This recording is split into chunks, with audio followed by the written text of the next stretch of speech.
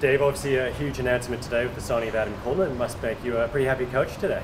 Yeah, definitely. I mean, it's great to have a guy like Adam on board. I mean, he's a guy that I've seen enormous change in over the last couple of years. You know, he started out with us, he had a gut hanging out the front of his pants, and he certainly wasn't the athlete that he is now. And so to know how hard he's worked to get to the point where he's at now is really rewarding. You know, and I think the great thing about Adsy is that there's so much growth still left in him. You know, he's got real aspirations to be the best lock in the world, and I certainly think he can achieve that. And we're obviously delighted that he's picked our program to help him achieve that. I was going to say you've spent a couple of years with him. How much have you seen him grow on and off the field as a player and individual? Yeah, I mean, I think the great things about Adam is, you know, part of his DNA is just aggressive. He's just a really aggressive, dynamic player. But the things that I've seen real change in is his you know, his off-field habits, how he looks after his body, how he preps for games, his understanding of his responsibility, his wider responsibility in the team from a leadership perspective, all those sort of things. You know, he's really matured in those areas, and that's only going to make him a more valuable player to the team. You know. I was going to say, what does he bring to the team? You just mentioned he's pretty valuable. Yeah, and I mean, I think he's 6'8" and 120 something kilos. You know, so he brings that first and foremost. But he's a genuinely aggressive player. You know, and he's naturally that. It's not for show. And there's those fruit players are actually few and far between. You know, you can almost name them in world rugby.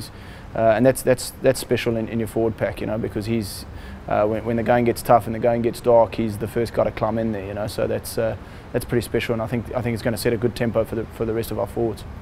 Pretty frightening, you said it before, but there's certainly plenty of potential still left in him.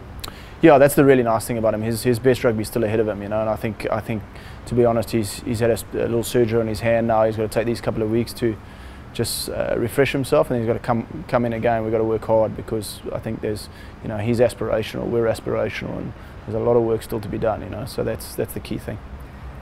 Obviously, you touched on the fact that he's aggressive. Do you want that style of play for the Rebels in 2018? A really aggressive, physical, strong side?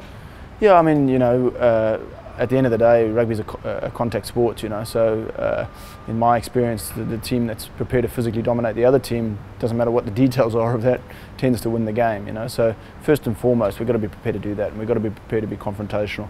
And I think if we do that, we add the bells and whistles later. But you know, certainly a guy like Adam helps kind of set the tone in that area. It must be nice that pre-season's finally kicked off and a chance to get out there and start moulding the team. Yeah, as I said, you know, like I've just been really impressed with the effort the guys are making. You know, we did a small time trial with some of them yesterday just to check where their fitness was at, and you know, some of them have had a significant shift over the last, you know, month since we sort of started, 3 weeks since we started. So even in that space of time, you can see people starting to change, you know, and that's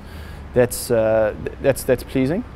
But you know, there's a long way to go between finishing last and finishing first. So there's a lot of work still to do, and I think the real challenge here is you never get too up and you never get too down. You know, we're never as bad as we think we are. We're probably not going as well as we think we are at times.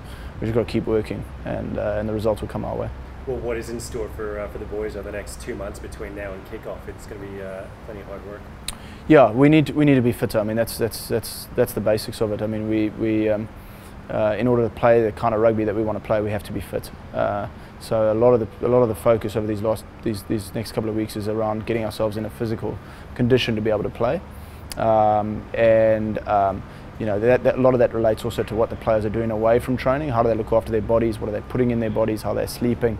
All those sort of things need to be considered. But then I think also we're starting to bed down some of the principles of our game and how we want to play. So that when the Wallabies join us in the early part of January, that they're fitting into a framework and they can hit the ground running.